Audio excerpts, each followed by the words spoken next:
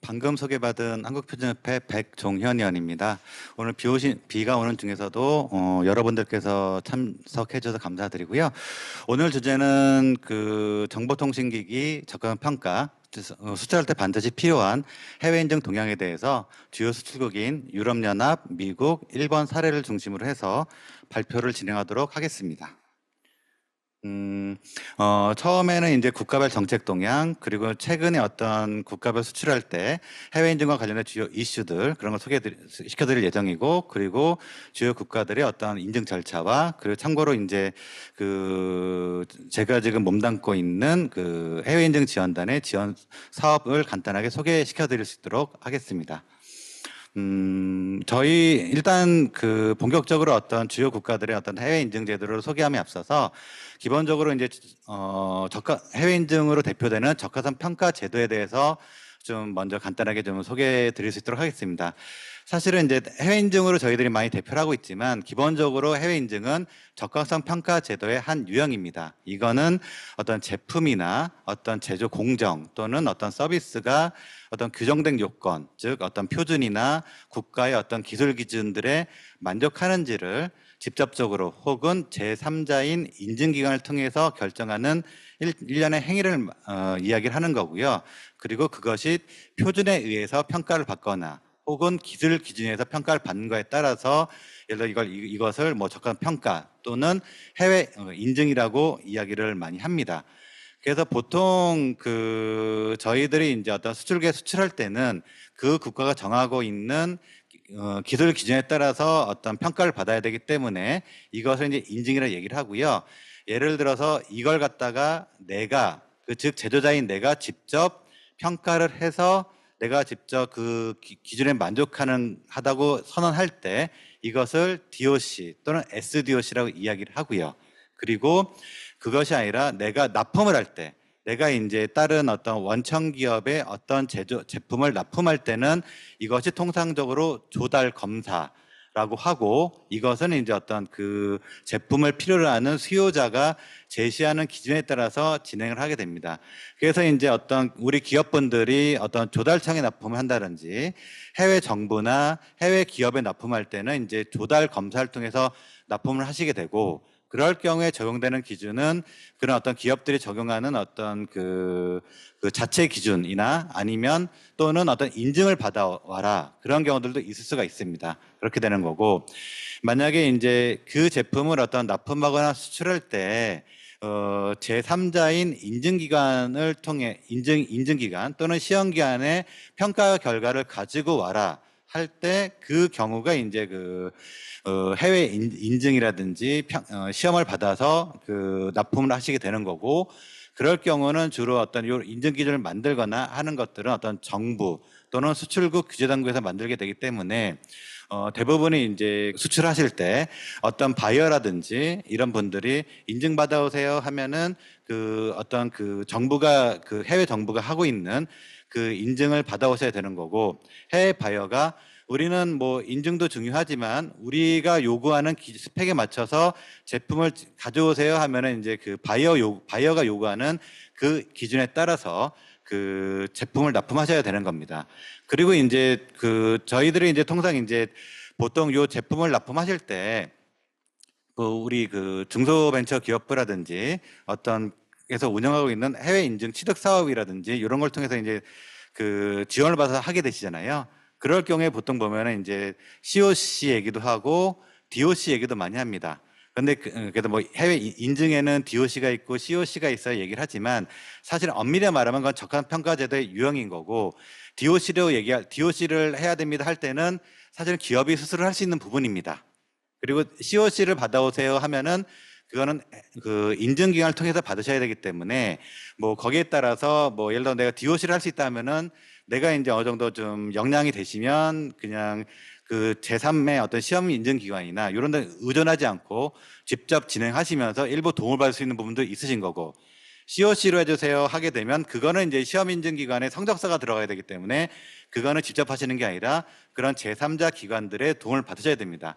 그래서 그런 식으로 이제 진행을 해야 되시는 부분이고, 해외 어떤 인증 제도들도 보면은 기업들이 직접 할 수 있는 DOC를 운영하는 품목이 있고, 아니면 그 시험 인증기관들의 그 평가를 거쳐서 해야 되는 COC 프레임이 있습니다. 그래서 그런 부분들을 잘 염두하셔서 기업들이 진행하시면 되십니다. 그래서 이제 정책 동향부터 좀 한번 좀 살펴볼 텐데요. 뭐 유럽연합이나 이런 쪽은 기본적으로는, 유럽연합 자체는 기본적으로는 C에 기반한 DOC입니다. 그리고 거기에 이제 어떤 그 제3기관인 노티파이드 바디가 개입하는 어떤 그런 형태가 되고 있고요. 이걸 갖다가 보통 대부분 그 시의를 할 때도 이거는 DOC입니다, 이건 COC입니다, 그런 식으로 보통 그 지원사 받을 때 안내를 하세요. 근데 기본적으로 유럽연합 같은 경우는 어떤 적합성 평가라는 그 틀 안에서 다만 내가 직접 할 수 있는 거, 또는 MB로 일컬어지는 적합성 평가 기관의 도움을 받아야 되는 거, 그렇게 두 가지 프레임이 있는 부분인 거고요. 이런 것들이 이제 그 1985년부터 그 2018년까지 거의 10년에 걸쳐서 그 제도를 정립해 왔고, 지금 최근 같은 경우에는 주로 어떤 새로운 법제 프레임워크에 따라서 뭐 어떤 시의를 할 때 시의를 해주는 어떤 적합 평가 기관들을 관리한다라든지, 아니면 그 유럽 연합 내에 유통되는 제품에 대해서 사후 관리를 좀 강화한다든지, 이런 쪽의 어떤 규제가 좀 많이 강화됐습니다. 그래서 기본적으로 이제 유럽 쪽에 수출하실 때 DOC 기반이기 때문에 이제 내가 마크만 붙이면 되겠네, 좀 많이 아시는 기업들은 그렇게 많이 얘기를 하세요. 뭐 마크 붙이고 그냥 팔면 되는 거 아니야? 그렇게 하시면 되는데, 사실은 그렇게 유통되는 제품에서 불량이 나는 순간 기업들이 많은 에러를 겪게 됩니다. 예를 들어서 유럽 영내에 제품을 더 이상 유통을 못하게 한다라든지, 그런 부분들이 최근에 이제 많이 강화됐기 때문에 C 인증을 준비하실 때 만약에 내가 스스로 납품하는 DOC로 가실 때는 반드시 어떤 유럽 규제당국이 원하는 기술문서라든지 이런 어떤 그 부가적인 조건들을 항상 준수를 하셔야 되는 부분들이 있고요. 그리고 만약에 유럽연합에서 COC 프레임을 하는 경우들, 즉 MB들의 어떤 그 사전에 어떤 검증이라든지 그런 어떤 체크를 받으실 때도 MB들하고 좀 밀접하게 협력하셔서 본인들이 우리 기업들이 가셔야 되는 어떤 기술 문서 같은 거를 사전에 많이 완비하시고 성적서도 미리 좀 완비를 해놓으셔서 나중에 혹시 불량이라든지 이런 게 나와서 뭐 좀 규제를 받으실 때로 우리는 이걸 다 잘 준비했다는 것을 준비를 좀 대응을 하셔야 됩니다. 최근에 이제 말씀드리면은 유럽 같은 경우에 아무래도 이제 그 좀 유럽 자체는 어떤 DOC 기반의 어떤 정가도 평가다 보니까는 좀 내가 납품하는 업체들 공급점을 강화한 것들이 있고, 그리고 그 정보통신 제품들, 즉 REG인데 이런 쪽에 대해서도 좀 제품들에 대한 좀 그 관리 감독을 강화한 형태로 좀 가고 있습니다. 거기에 최근에는 IoT 제품들에 대해서, 즉 통신이 기능된 IoT 제품들에 대해서 좀 사이버 보안을 좀 강화하려는 추세가 있는데, 이런 부분들은 제가 뒤에서 좀 설명을 드리도록 하겠습니다. 미국 같은 경우는 사실은 그 인증제도 자체가 FCC가 직접 인증을 하다가 TCB로 이제 인증을 넘겼고, 그리고 적합성 평가 제도도 DOC 베리피케이션, SDOC 서티피케이션 네 타입으로 이제 그 운영을 하다가 그 2014년에서 2016년 사이에 새로운 인증 규정을 제정하면서 인증 제도를 서티피케이션과 SDOC, 즉 시험 인증 기관을 통해서 인증을 받아야 하는 서티피케이션 제도와, 그리고 공급 제조자나 납품자가 스스로 뭐 성적서를 보관하고 그런 내용들을 FCC 사이트에 등록해서 할 수 있도록 하는 SDOC를 이제 단순화를 했습니다. 그래서 이제 최근에 이제 미국에 수출하신 기업들은 이런 제도들을 많이 알고 있는 기업들이 계세요. 그래서 그냥 SDOC로도 많이 하십니다. 왜냐하면 미국 같은 경우도 유럽연합과 마찬가지로 선택입니다. 내가 그 TCB라고 하는 인증기관을 통해서 시험하고 인증서를 받아서 제품을 수출해도 되고, 그리고 내가 시험 성적서를 받아서 예를 들어서 뭐 그 시험 기관이 미국 시험을 할 수 있는 시험 기관부터 성적서를 받아가지고 관련 서류를 FC 사이트에 등록하는 형태로 그렇게 해서 하는 경우들이, 그렇게 해서 이제 그 납품업체가 직접 할 수 있는 그런 경우들도 많이 있습니다. 물론 이제 SDOC를 할 때 예전에는 이제 그 공인시험서를 활용 안 하고 자체 시험을 해도 됐었는데 이런 파트들은 가급적 공인시험서 즉 ISO 17025라는 국제평가 기준에 맞는 시험서를 통해서 성적서를 받아서 너가 등록을 해라. 그런 식으로 좀 가려는 추세들은 좀 있기는 합니다. 뭐 1번 같은 경우도 좀 유사하게 지금 돌아가는 시스템입니다. 다만 1번 같은 경우는 예전에는 공익법인한테만 인증기관의 권한을 줘서 거기를 통해서만 이제 그 인증을 받으라고 했는데 지금은 이제 그 민간 시험소들을 통해서 그 인증을 할 수 있도록 해줬고 여기도 기업들이 어떤 그 본인들이 어떤 그 시험 성적서랑 문서들을 준비해서 그 이걸 갖다가 총무성에 신고하면 그 이제 일본의 어떤 제품이 수출될 수 있도록 해줬고 뭐 일반 제도가 너무 어려우시면은 사실은 그 인증기관 통해서 그런 어떤 DOC 절차들을 컨설팅 받아서 어떤 총무성에 신고할 수 있도록 도와주는 그런 어떤 제도도 운영하고 있습니다. 그래서 국가별 최근의 이슈를 제가 좀 몇 가지 살펴볼 건데요. 지금 미국과 유럽연합 공이 지금 얘기되고 있는 것이 사이버 보안입니다. 즉 최근에 지금 대부분의 제품들이 IoT가 기능이 다 기재돼 있잖아요. 탑재돼 있잖아요. 그럴 경우에 사이버 보안과 관련된 라벨링을 너희들이 받아야 그래야지 이제 그 정보 조달 있지 않습니까? 정보 조달할 때 너희들 조달이 가능하다. 그런 식으로 지금 논의들이 작년 2023년 3월부터 논의가 됐고 그리고 이런 것들에 대해서 2024년 9월부터 시행한다고 최종적으로 이제 시행 예정입니다. 그다음에 9월 말 정도부터 만약에 이제 정부에 정부 특히 어떤 대규모 납품하는 것들 있지 않습니까? 주정부라든지 연방정부 납품할 때는 IoT 기기에 대해서 사이버 보안 라벨링을 받아야 되는데 이런 것들의 대상 품목은 블루투스라든지 와이파이 모듈이 탑재된 스마트 기기입니다. 예를 들어서 우리나라 기업들이 보면은 제일 많이 납품하시는 게 CCTV 카메라예요. 기능형 CCTV 카메라라든지 인터넷 가전 그리고 이제 그 피트니스 있잖아요. 그 운동하는 것들 있죠. 피트니스 추적기라든지 어떤 주차장도 무선 개폐기 그리고 아기들이 제대로 있는지 모니터링하는 기기들 있잖아요.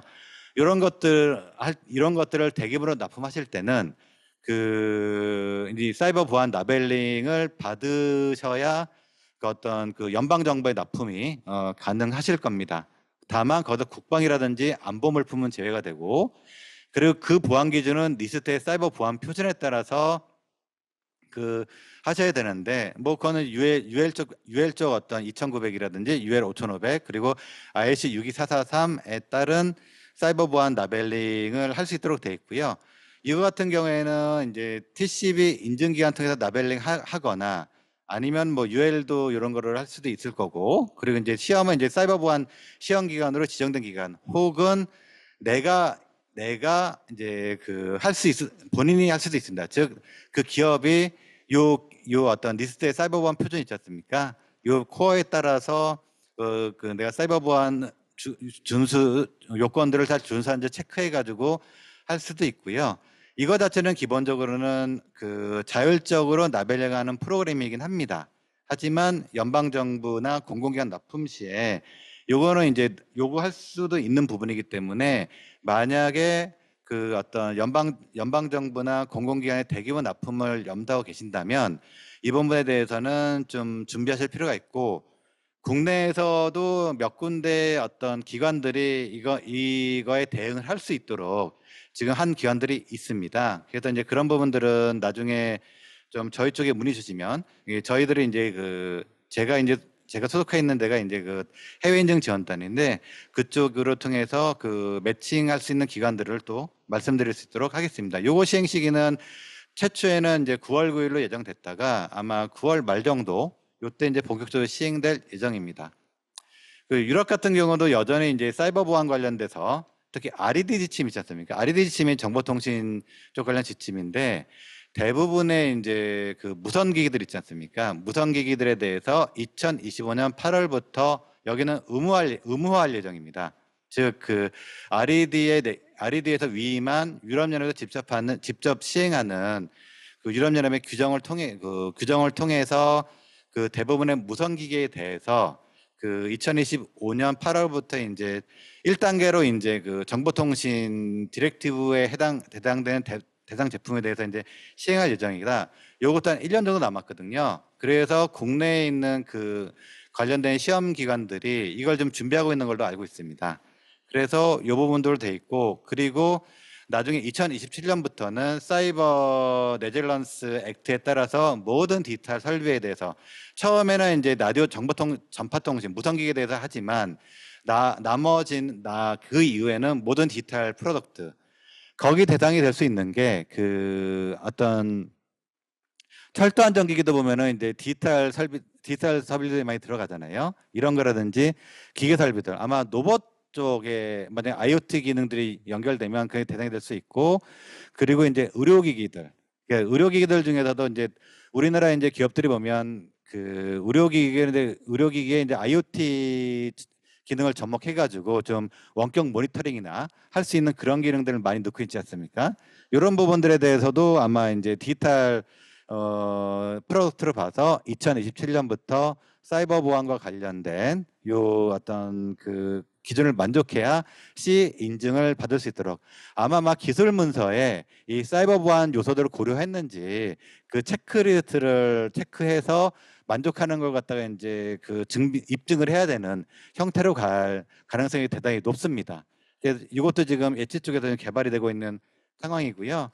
뭐 예를 들어서 이제 대상되는 것 현재 지금 RED 쪽, 즉 정보통신기기 쪽에 대상되고 있는 것들이 인터넷 접속 무선기기, 아동을 모니터링해서 보호해주는 기기들, 아니면 이제 웨어러블 기기. 그 웨어러블 기기로 하면 이제 어떤 그 스마트워치라든지 여러 가지 기기들 있잖아요. 그런 것들이 대상이 될 것 같고, 아마 대상이 된 그 어떤 사이버 보안과 관련된 거는 일단 어떤 보안과 관련해서 공통적 보안 요구사항이라든지 개인정보 정보 데이터를 어떻게 처리하는지 이런 것들이 뭐 될 수 있고요.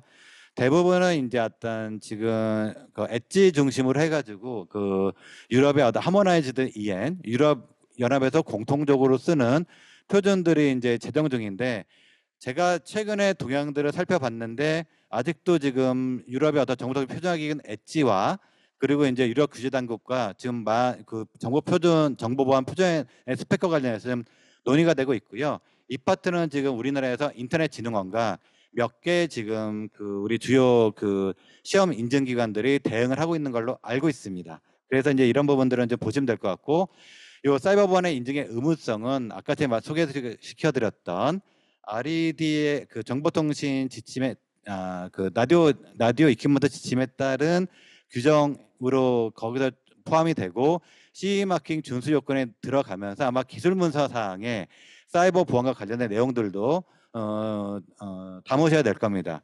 지금 유럽 연합에서 이제 빠져나온 영국 같은 경우에는 이제 UKC라는 제도를 지금 시행하고 있는데, 여기는 이제 그 유럽의 어떤 정보통신 표준화 기구는 엣지의 표준 중에서 305645를 적용해서 예를 들어서 제품별로 고유의 패스워드를 부여하고 있는지, 그리고 만약에 그 제품에 사이버 보안 이슈가 있을 때 이용자한테 그걸 알리는 절차가 본인들의 매뉴얼에 있는지, 그리고 사이버 보안대에서 어떤 문제가 됐을 때 제조자가 어떻게 해결하고 있는지 프로세스하고 제품 보증 기간 관련된 사항들을 규정하도록 돼 있고, 이게 체크리스트 형태로 돼 있습니다.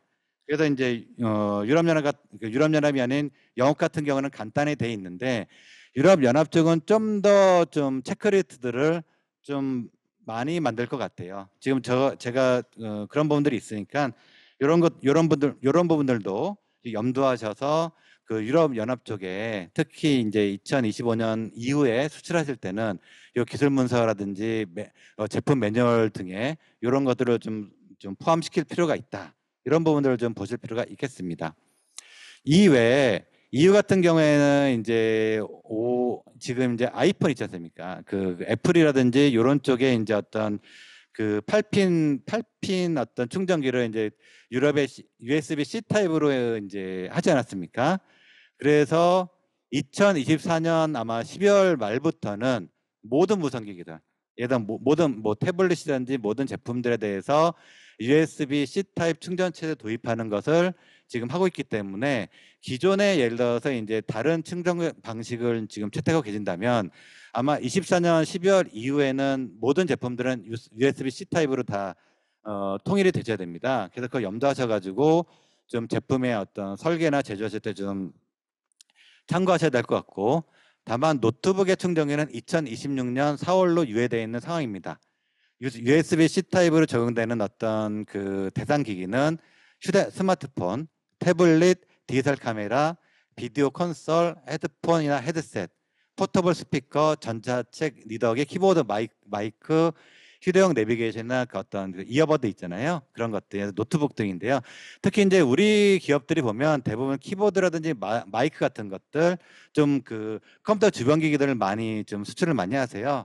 그럴 때 2024년 12월부터는 USB-C 타입으로만 충전을 하셔야 된다는 거, 그걸 염두하시면 될 것 같고, 요거는 가이드라인이 유럽의 공통 휴대폰 충전기 디렉티브가 지금 제정이 돼 있고요.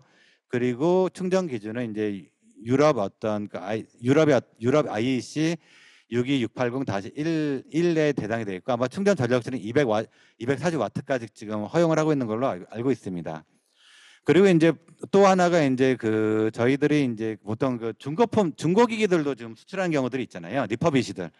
그러니까 이제 그 재제조 제품들을 수출하고 계신데, 아직 그 제품에 대해서는 그 RED 그 전파통신 지침이라든지 저전압 지침에 대한 규제가 지금 있지 않아요. 그래서 이제 사실은 엄밀히 말하면 유럽에 포함된 리퍼 제품들 있잖아요. 다시 제조한 것들, 그 중고 부품들을 활용해서 다시 제조한 것도 사실은 규제 대상에 하지만 아직까지는 규제를 안 하고 있습니다. 그래서 이에 대해서도 C 인증 규제를 검토하고 있으니까, 이 얘기는 뭐냐면 C 인증을 받으라는 얘기죠.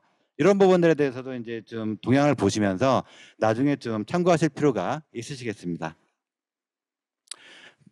다음으로 이제 그 국가별 인증 절차를 좀 살펴볼 건데요.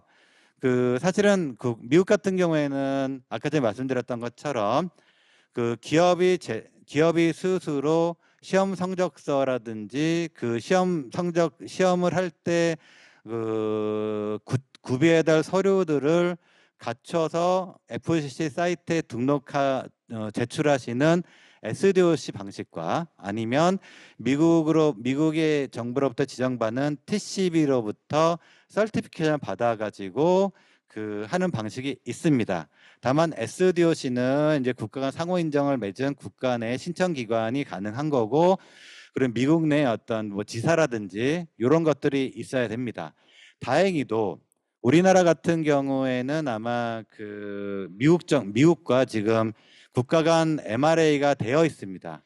그래서 1단계 MRA가 되어 있기 때문에 사실은 우리나라의 어떤 지정된 시험 기관을 통해서 시험을 하셔가지고 SDOC가 가능하십니다. 다만 뭐 본사나 지사가 미국 내 어떤 유통업체라든지 이런 것들은 좀 있어야 되는 상황이고, 만약에 그렇지 않고 나는 그런 건 없지만 단순히 OEM으로 납품할 거야, 그럴 경우에 만약에 이제 OEM 납품하는 기업이 SDOC 책임자로서 해준다고 하면 SDOC가 가능하신 거고, 그렇지 않고 그렇게 안 하겠다고 하면은 그냥 TCB 서티피케이션 절차를 밟으셔야 됩니다.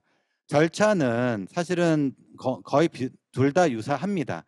다만 이 최종적인 서류를 TCB를 통해서 이제 인증을 받아서 인증서를 받느냐, 아니면 내가 이 서류를 다 받아가지고 내가 이제 등록하느냐, 그 차이고요. 대부분의 우리나라 기업들이 수출하는 품목들이 미국의 어떤 연방통신 규정에 따른 어떤 파트 15장 또는 18장에 대한 건데요. 15장은 전파통신 기기고 18이 보통 이제 정보통신 컴퓨터 주변 기기들입니다. 이 두 개는 사실은 내가 SDOC를 가도 되고 혹은 TCB 인증을 받으셔도 됩니다. 그렇게 되고 물론 이제 그 파트 68에 최근에 이제 보청기들 있잖아요. 디지털 보청기들도 수출하는 경우들이 있어요. 그런 보청기라든지 아니면 그 유선 통신기기들 있잖아요. 이런 것들로 수출하는 경우들도 있는데 이거 둘 다 내가 직접 서류를 갖춰서 성적서 첨부해가지고 FC 사이트에 등록하셔도 되고 아니면 TCB 인증을 받으셔도 됩니다.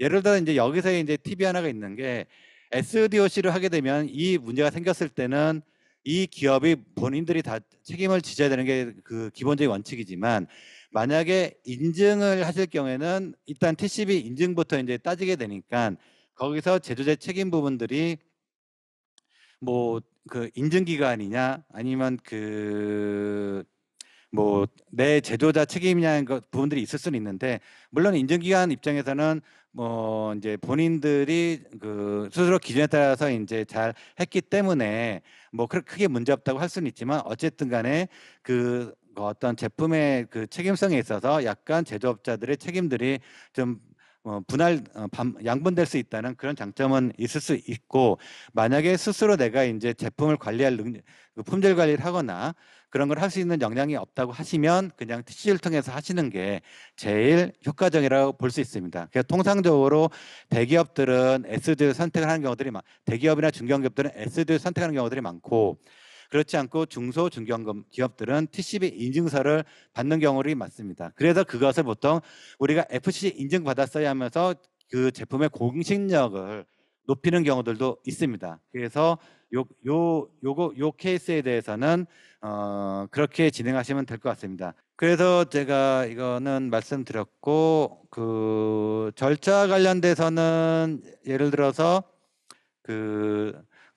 어떤 서티피케이션 같은 경우에는 이제 그랜트 코드를 발급하셔야 되고 시험 성적서라든지 이런 서류들을 첨부하셔가지고 스스로 납품해 TCB에 제출하면 되시는 거고 우리나라 기업들이 이제 보면은 워낙 융복합 기기들을 많이 하시기 때문에 되게 그 기준이 없는 경우들이 있어요. 예를 들어 완전 그럴 경우에는 최근에 이제 보면은 이건 TCB를 통해서 진행을 하셔야 되는데 그 TCB가 FCC에 인증 담당하는 OET라는 기관이 있습니다. 그래서 거기서 프리 어프로벌 가이드라인 있지 않습니까? 사전 승인 가이드라인 절차가 있어요. 거기에 따라서 FCC가 확인하고 인증을 진행하셔야 되기 때문에 이거는 반드시 TCB 통해서 인증을 하셔야 됩니다. 뭐 관련 제출 서류들은 제가 여기 나열을 해드렸는데 실제 제가 올해 상반기에 FCC 사이트에 제출된 인증 서류와 DOC 서류 그리고 그렇게 유의 사항들을 좀 뒤에서 설명드릴 수 있도록 하겠습니다. 예를 들어서 이렇습니다.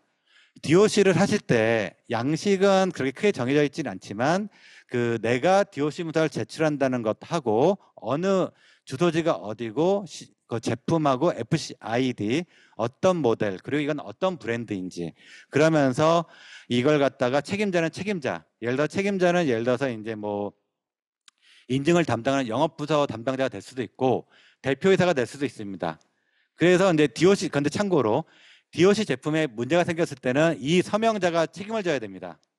그래서 여기에 대해서 어떻게 하실지를 좀 기업 내부에서 상의하셔가지고 이 DOC 서류에 대해서 누가 책임질지를 정하신 것도 좀 필요하겠습니다. 서티피케이션 문서 같은 경우에는 이렇게 이것도 비슷한데요. 이것도 이제 뭐 미국의 연방통신 규정에 맞춰서 이거를 이제 지금 인증을 낸다는 그런 걸 적으셔야 될 것 같고 그리고 여기서 이제 인증 신청이 허용되지 않는 뭐 니트들도 있고 또는 인증이 이제 되는 부분들도 있는데 어쨌든 간에 이런 것들에 대해서 이 담당자의 서명이라든지 이런 것들이 들어가셔야 됩니다. 이렇게 이제 들어가셔야 되고요. 그리고 이제 예를 들어서 이제 실제로 이제 DOC를 하시게 되면은 이렇게 이제 제출을 많이 하셔야 되는데 기본적으로 제출하셔야 할 게 사용자 매뉴얼 그리고 이 라벨링에 대한 위치라든지 이 테스트 리포트 테스트 같은 경우는 완제품이라 하더라도 이 적용된 규격에 따라서 각 부품별로 이제 테스트가 다 붙어야 됩니다. 그리고 그 FC DOC 문서가 들어가야 되고요. 그리고 대부분의 우리나라 기업들이 안 하시는 게 있어요. 뭐냐면 자기들 영업 기밀과 관련된 부분입니다. 예를 들어 DOC가 되든 서티피케이션이 되든지 간에 그 제품의 설계 도면이라든지 제품의 회로도 같은 거 다 제출해야 되는 걸로만 알고 계세요. 그런데 그 오른쪽에 제가 보이는 어떤 그 컨피덴셜 문서를 제출하면 지금 까만 부분 있잖아요. 요 까만 부분이 바로 거기에 해당되는 부분인데 그 문서는 그 오픈이 안 되어도 됩니다. 리스트는 들어가 있지만 이게 웹사이트에 다운로드를 받을 수 없게 조치를 할 수 있습니다. 그런데 우리나라 기업들은 아무래도 그 좀 많이 TCB 같은 경우도 대행을 많이 하시고 하시다 보니까 그냥 이런 어떤 그 설계 도면이라든지 어떤 저기 그 이 제품의 컨셉과 관련된 것들도 그냥 다 다운을 다 받을 수 있게 다 오픈을 해 놓으시더라고요. 그런데 사실은 정보통신기기 같은 경우에는 어느 정도 이 상향 평준화가 되어 있기 때문에 지금 요 까만 걸로 표시한 거 다운로드 받으면은 한 3개월에서 6개월만 지나면 또 다른 경쟁 업체들이 다 또 카피 앤 페이스트 해가지고 할 수 있으시니까 가급적 비용이 좀 들더라도 비용이 그렇게 많이 들지는 않습니다. 한 10만 원인가 20만 원 드는 걸로 알고 있는데 이런 걸 꼭 신청하셔가지고 기술적으로 보호 가치가 있는 거에 대해 그 어떤 데이터에 대해서는 좀 다운로드 받을 수 없게 그렇게 좀 보호 조치를 하셨으면 좋겠습니다. TCB 인증 같은 경우에도 보면은 여기 이제 그 나와 있는데요. 여기도 마찬가지입니다. 그러니까 어떤 여기 이제 대기업인데 그 어떤 그 글로벌 대기업 같은 경우는 비공개 요청 자료를 많이 해놨어요. 그래서 뭐 스키마 문서라든지 설계도라든지 뭐 여러 가지 많이 해놨는데 이런 식으로 했고 뭐 그 많이 보호를 하고 있습니다. 기본적으로 그 서류들이 테스트 리포트라든지 그리고 어떤 인증 신청하는 인증 신청서 서류 그리고 사진 그리고 이제 이런 것들이 다 기본적 그 어떤 그리고 제품 배치도 이런 것들이 다 기본적으로 들어간다. 그렇게 보시면 되겠습니다. 그리고 요것도 이제 그 컨피던셜도 예를 들어서 90일 동안만 그 비밀을 보호할 거냐 아니면 그 영구로 그 보호할 거냐. 그래서 그 미국의 그 스마트폰 제조하는 유망한 업체 같은 경우는 대부분의 컨피덴셜을 농텀으로 많이 해놓습니다. 그런 식으로 해서 본인들의 기술 정보를 철저하게 보호하시는 부분들이 있으니까 나중에 어떤 미국에 수출하실 때 어떤 그 컨피덴셜에 관한 레터들도 꼭 확인하셔가지고 좀 보호해야 될 정보들을 좀 보호받으시기 바랍니다. 그 유럽연합 같은 경우는 기본적으로 뭐 NX2, 3, 4라고 돼 있는데요. 기본적으로 2라는 거가 사실은 DOC입니다. 그러니까 내가 갖춰야 되는 기술 문서들. 여기서 기술 문서라고 하면은 미국화도 유사합니다. 기본적인 제품의 기본적인 스펙이라든지 제품의 설계도라든지 그리고 어떤 그 부품의 구성도 그리고 내가 어떤 표준에 따라 유럽 표준에 따라서 그 제품을 그 각 구성품들을 시험했는지 그리고 거기에 따른 시험 성적서 이런 것들이 다 구축이 돼 있어야 만들어져 있어야 되고요. 그리고 만약에 이게 이제 전파를 발사하는 부분들이 있어서 이 어떤 해야 된다고 하면은 MB들이 이 라디오 프리퀀시 분야에 대해서 제대로 이게 어떤 그 시험이 됐는지를 좀 체크하는 파트가 있습니다. 그래서 이제 그렇게 구성이 되고요. 만약에 내가 유럽에 수출하려고 하는 제품이 아직 유럽연합청의 공통의 기준이 안 만들어졌어요. 그렇다고 해서 CE가 안 되는 거 아닙니다. 예를 들어서 아까쯤에 미국 같은 경우에는 말씀드렸던 것처럼 TCB를 통해서 미국의 어떤 FCC의 어떤 사전 검토를 받아야 되는 그런 절차가 있지만 유럽 연합 같은 경우에는 그 MB가 직접 개입을 해서 이런 절차들을 같이 진행을 해주고 그 대신에 그 제품이 제조된 제조 공정에서 품질 보증, 그 IS 9001이라든지 IS 14001과 같은 그 품질 보증 절차를 따로 요구를 합니다. 그래서 이제 시기가 많이 그래서 좀 기간이 오래되긴 하지만 어쨌든 간에 유럽에 수출할 때는 그렇게 이제 진행하시면 되는 부분들이 있고요. 그러다 보니 비용이라든지 기간은 많이 드는 부분들은 있습니다. 그래서 그런 부분을 염두하시면 될 것 같고요. 대부분 유럽연합의 어떤 품목들이 뭐 라디오를 발사하는 즉 전파를 발사하는 품목들은 대부분 이제 이 해당 대상이 되고요. 뭐 안테나도 해당될 수가 있고, 그리고 라디오 그 주파수를 발사하거나 그 전파를 수신하는 장비들, 건데 이제 그런 것들이 라디오 전파 통신을 위해서 하는 것들이 이제 포함이 되는데, 뭐 여기에서 이제 이런 게 있어요. 우리 드론들 있잖아요. 유럽 쪽에 요즘 드론들 많이 수출하세요. 그래서 이제 150km 미만을 그 운반하는 드론 같은 경우는 이 전파통신 설비 지침에 의한 어떤 그 대상이 되고, 그 이상이 되면 그거는 이제 따로 이제 받으셔야 되고요. 그 항공용이기 때문에 뭐 네크레이션 선박이라든지 어떤 뭐 안테나 접속 설비라든지 뭐 그 유럽 같은 경우는 위성 라디오 있잖아요. DVB를 하는데 위성 라디오 리시버라든지 무선 기능이 포함된 TV 세트, 이거 스마트 TV 있잖아요.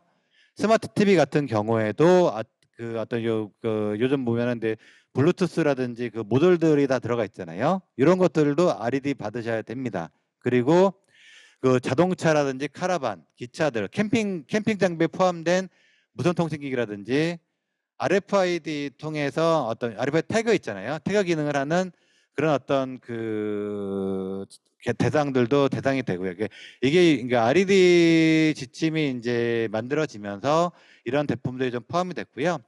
뭐 제외되는 거는 항공기 본체용 통신이라든지 군용, 안전, 아마추어 무선국, 실험용 무선국이라든지 해양 통신 설비, 이런 거는 별도의 지침이 있기 때문에 거기 따르셔야 됩니다. 그리고 전자파 운영 설비들, 뭐 전열기, 인덕션, 그리고 무선 전력 전송 장치는 별도로 하셔야 되고, 고주파 의료 장비, 고주파 의료 장비라든지 무선 장비에 포함되어 있는 전원 플러그들 있잖아요. 그 아답터용 그런 것들은 개별 국가 표준에 따르거나 또 별도로 받아야 되고, 케이블과 전선도 제외됩니다.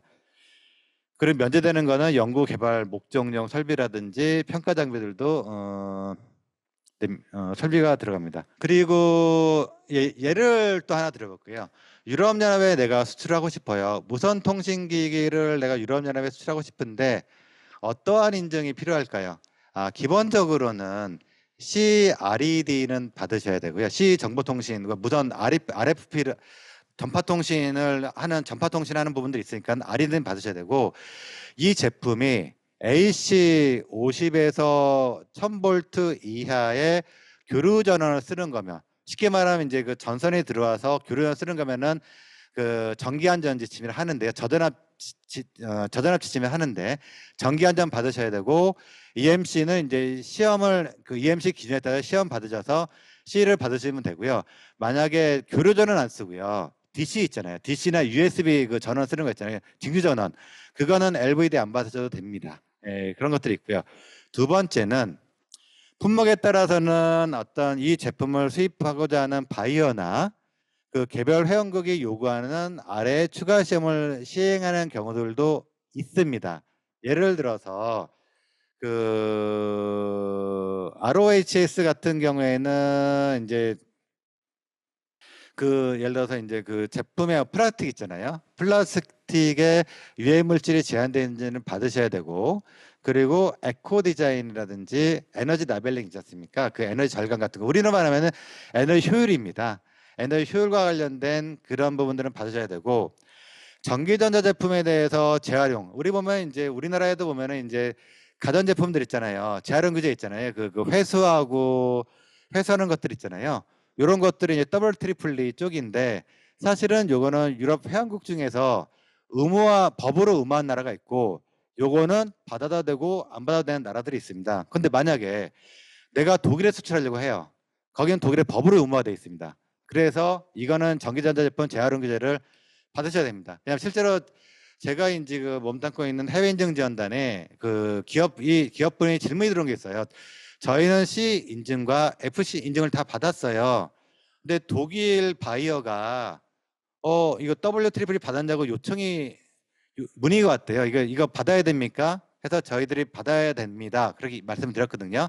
사실 유럽연합 자체에서는 W 트리플가 의무화가 되어 있지는 않습니다. 다만 유럽이라든지 일부 국가들이 의무화되어 있기 때문에 이런 부분들을 확인하셔서 품목에 따라 바이어 또는 개별 회원국이 요구하는 부분들을 반드시 확인하셔서 C 인증을 하셔야 되고, 그렇다고 해서 C 인증 마크가 개별적으로 나오는 거 아닙니다. 그냥 하나만 나오는 거고 거기에 추가 요건들을 계속 만족하는 기술 문서 요건이라든지 시험 성적서를 첨부하셔야 되는 겁니다. 1번 같은 경우에는 여기는 이제 전기통신, 유선은 전기통신, 전파법, 그리고 이제 쭉 있는데 여기 같은 경우에는 상호인증과 관련된 좀 법령들이 많이 이제 발달되어 있습니다. 그리고 단말기 같은 경우도 그 다른 미국과 유럽 장과 똑같이 용어는 달라요. 예를 들어서 그 뭐 유선 단말기 같은 경우에는 기술 기준 자가 저가 확인 제도라고 얘기를 하고요. 뭐 전화망에 관련 전화기라든지 뭐 키법, 모뎀, 팩스, 특히 아직 일본 같은 경우는 아직도 모뎀과 팩스 이거 아직도 수출이 되고 있습니다. 그래서 이런 것들을 수출하신 분들은 이걸 하셔야 되는 부분들이 있고, 그리고 그 예를 들어서 이제 그냥 우리 기업이 스스로 할 수 있는 DOC를 갖다가 특별 특정 무선 설비라 해가지고 기술 기준 자가 적합 확인 제도가 있는데 여기는 관련된 서류를 가져서 총무성에 신고를 하셔야 되는데요. 요 대상들이 대부분의 소전력 데이터 통신 설비, 우리로 말하면은 사실은 ISM 기기들 있잖아요. 그 산업용, 과학용 그런 산업과학 그런 쪽으로 쓰이는 그런 설비들, 2.4기가 쓰는 2.4기가나 5기가 대역을 쓰는 그 소출력 무선 기기들이 있었습니까? 이게 소전력 데이터 통신 기기 쪽인데 우리나라에서 이제 소출력 무선 기기로 이야기를 하고 있는 부분들이 있고요. 그리고 그런 기기들이라든지 그리고 이제 어떤 그밖에 어떤 여러 가지 뭐 우리 무선 기기들 중에서 해당되는 품목들이 있고요.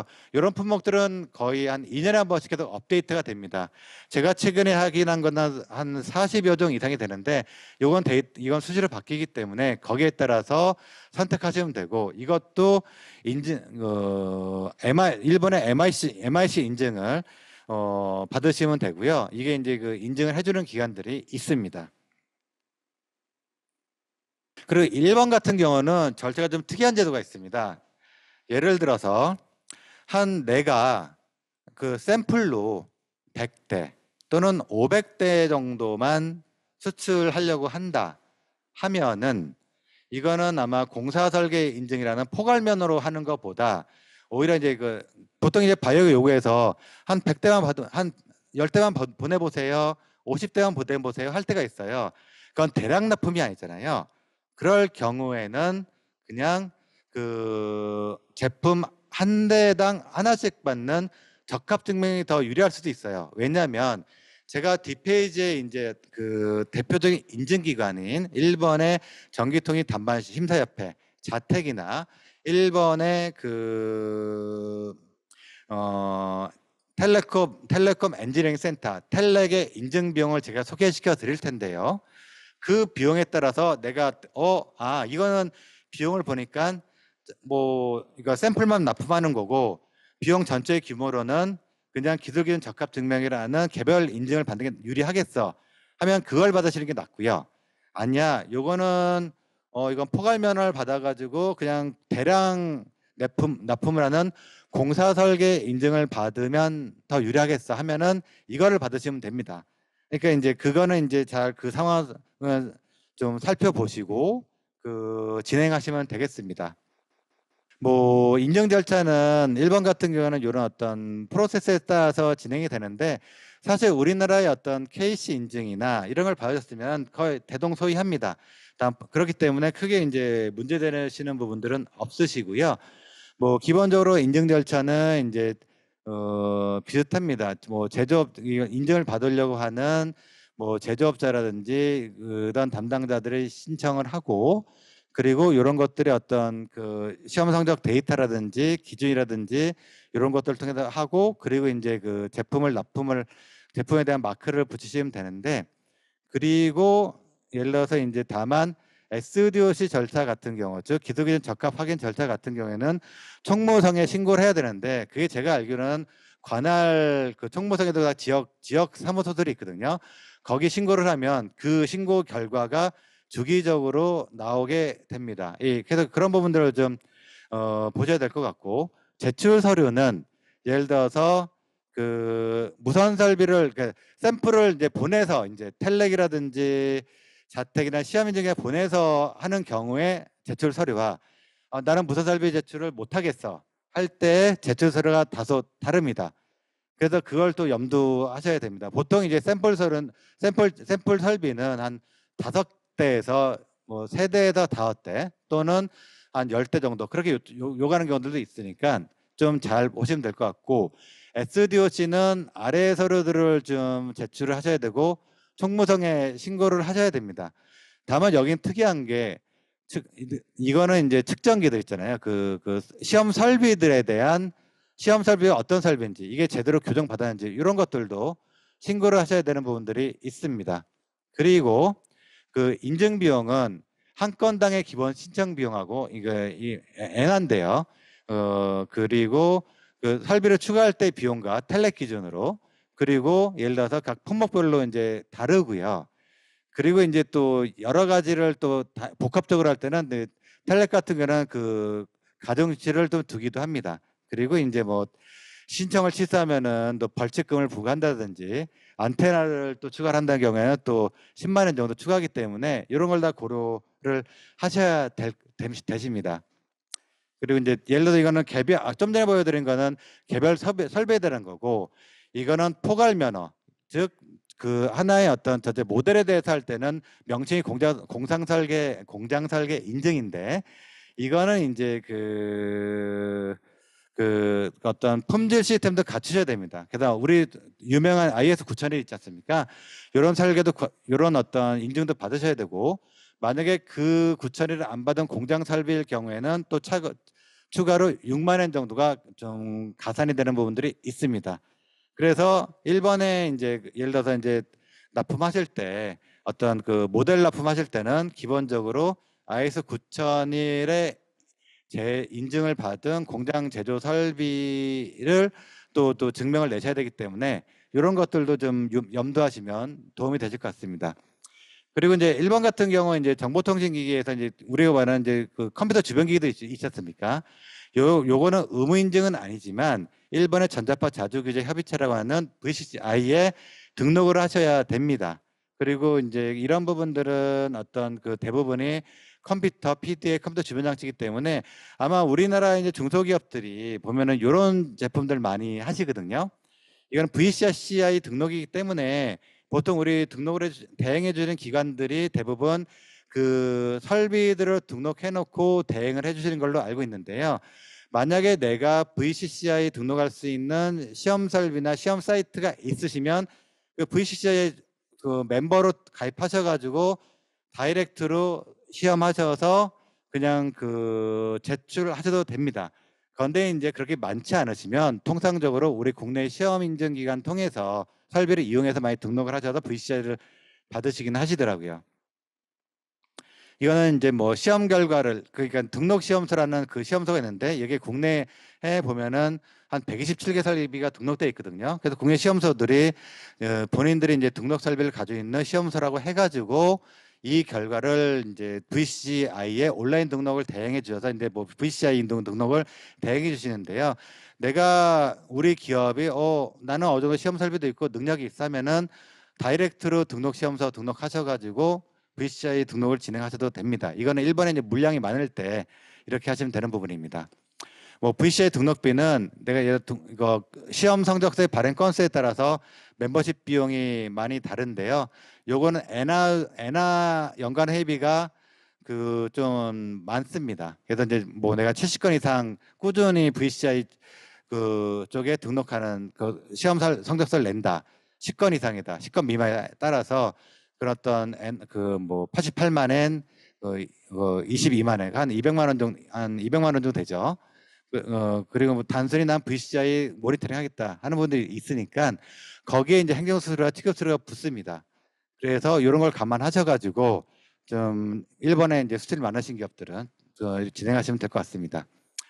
마지막으로 저는 이제 작년에 설립된 산업통상자원부 해외인증지원단에 속되어 있습니다.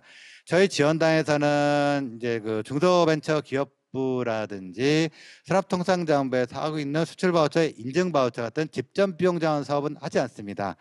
저희 지원단에서는 지금 작년에도 대충 파악을 해보니까 해외인증 지원 사업이 한 51종에서 53 정도, 51 정도가 됐기 때문에 이런 비용 지원 사업은 하진 않지만 우리 기업들이 해외 인증을 제대로 받을 수 있도록 컨설팅이라든지 관련된 시험 인증 기관을 매칭시켜 드리거나 그리고 어떤 해외 인증 정보, 기본 정보를 제공해 드리고 있고요. 다만 이제 올해는 작년에 생겼고 올해 이제 신속하게 해외 인증을 받을 수 있도록 수출이 임박해서 단기간에 해외 인증이 필요하면 저희들이 해외 인증 패스트트랙 도입해 가지고 국내에서 해외 인증 시험이 가능한 그 분야에 대해서는 그 시험을 좀 빠르게 해드리는 부분을 하고 있고요. 그리고 저희와 그 협약을 맺은 국내 그 인증기관 통해서 국내 인증기관 통해서 국내에서 시행하는 해외 인증 비용의 20%의 할인 견적을 드리고 있습니다. 요게 이제 24년 9월까지 지금 저희가 진행을 하고 있고요. 그리고 두 번째는 뭐 신기술이라든지 융합 신제품 같은 개발 단계에서 국내 인증 기준에 적합하게 설계할수록 지원해서 국내의 시장 진출이 빠르게 될 수 있도록 지원해드리고 있습니다. 그리고 획득 단계에서는 해외 인증 획득을 준비하고 있는 기업에 대해서 해외 인증 전문가를 1대1로 매칭해서 해외 인증 준비부터 인증 획득까지 전적인 컨설팅을 지원해드리고 있고 뭐 시험 인증 기관들도 매칭을 해드리고 있습니다. 현재 저희들이 주요 4개의 핵심 시험 인증 기관들은 저희 해외 인증 지원단 해외 인증 지원단 서울 사무소에 지금 나와 있고요. 그리고 그 외에 전기전자라든지 화학, 의료기기 그리고 뭐 기계, 로봇이라든지 이런 어떤 28개 그리고 생활용품 그리고 어떤 의류, 섬유 이런 쪽에 28개 주요 분야의 인증 전문가 풀이 구축돼서 운영 중에 있으니 많이 좀 활용해 주시면 감사하겠습니다. 저희 지원단에서는 해외 인증 관련 종합 정보 제공이라든지 가이드북, 교육 프로그램을 지금 하고 있고요.